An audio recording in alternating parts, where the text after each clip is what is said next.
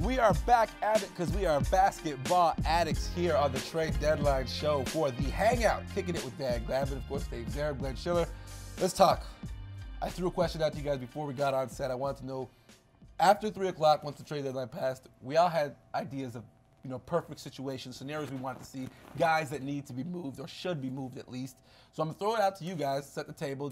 Dan, I will start with you, and I won't call you the wrong name this time. Who do you think should have been moved before 3 o'clock today? Well, the one guy I thought should have been moved is Omer Asik from Houston. It's just Howard's got the spot there. Houston has other needs that they could have attained. Asik looks like he's a player who can start for several teams in the league and for good teams.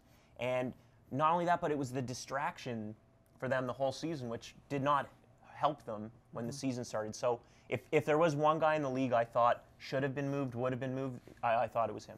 Are you with that? Because, it's a strange situation in Houston you're looking at it, right? You courted him so hard. You brought in Dwight Howard. He's a pretty good player. But you wonder if guys have maybe forgotten how good he played that year before he came in, Yeah, because I think he's a franchise big man, not in the sense of throw the ball into him, but in the line of Jonas, a quality big under the rim is important. Those are tough to come by. It's very rare. Who's your guy? We were talking before. I think Luol Deng is a name that I thought you would see move just because I don't see them Cleveland re-signing him. So I thought you don't see it. He doesn't see it. Exactly. He pretty much come out and said, "You're not resigning." Yeah, exactly. So instead of letting him walk, you'll get something in return for him. Because they gave up their picks for him. Yes, exactly. And that's messed up. Yeah. So the whole situation's messed up. Granted, like you said, Cleveland they are playing well right now, and a playoff run can change a lot of things in that situation. But he's a guy, along with Dion Waiters, by the way, who I thought you would see being moved for sure. Yeah.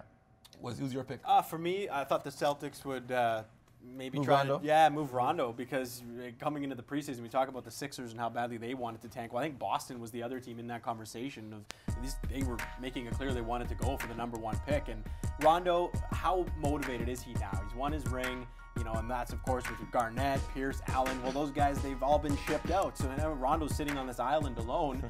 How motivated can he be on a team that bad right now? I think he wants to be out of there, and I thought he'd be gone by now. 1 year left on his deal as well. So relatively cheap for him. The thing that got me on that story, because I was following along last night, was Houston, on their end, almost had the deal done, but what killed the deal was Chandler Parsons.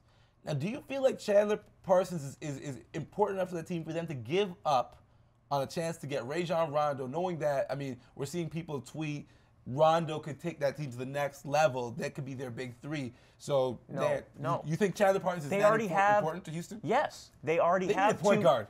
They have 2 point They guards. have no point. They have Jeremy Lin and Patrick Beverley. In football, what do they say? If you have 2 quarterbacks, how many quarterbacks do you have? None. That's football. Come on. Basketball is a different game, need a and for clear-cut them, point guard. that point guard situation works. Look at them; they've improved as the season has gone on. They have their 2 impact guys in Howard and Harden.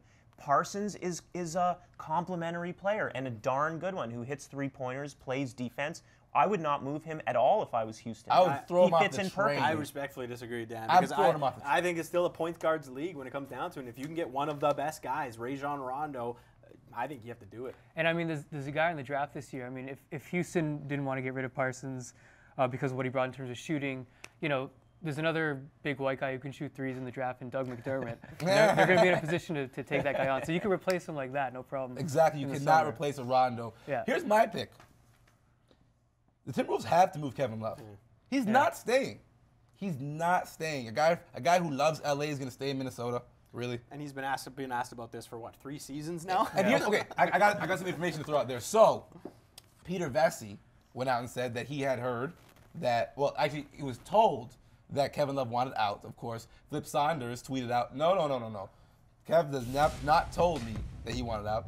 Vesey responds straight on and says, no. I heard it. You know I heard it. It's real. So how bad does it look for Minnesota knowing that potentially, and I'm thinking this, Kevin Love could opt out at the end of this year, and they're walking away with nothing. He is going to opt out, and he's going to go to the Lakers. He's Yes. from Los Angeles, and that's where he's going to end up. So they should have done the deal. Well, no, I don't think they should have done the deal now because they don't have the right deal. They still There'll have be no deal. They still have an option in the off season to do a sign and trade and get something in return. I don't think they're going to end up with nothing out of it because he's going to want to max out his money. So it's going to benefit him to re-sign with Minnesota and get the trade that way. Sometimes you just can't move a guy just because it's the deadline. Who's to say the Timberwolves are going to want to help him out if he's saying, I'm gone? Because they're still going to want to get something in return. Yeah, We've seen too many teams get nothing. Yeah. get nothing in return. They'll Paul- have to Chris play Paul along and be a scenario. part. So you're saying don't do a Vince Carter for Eric Williams deal?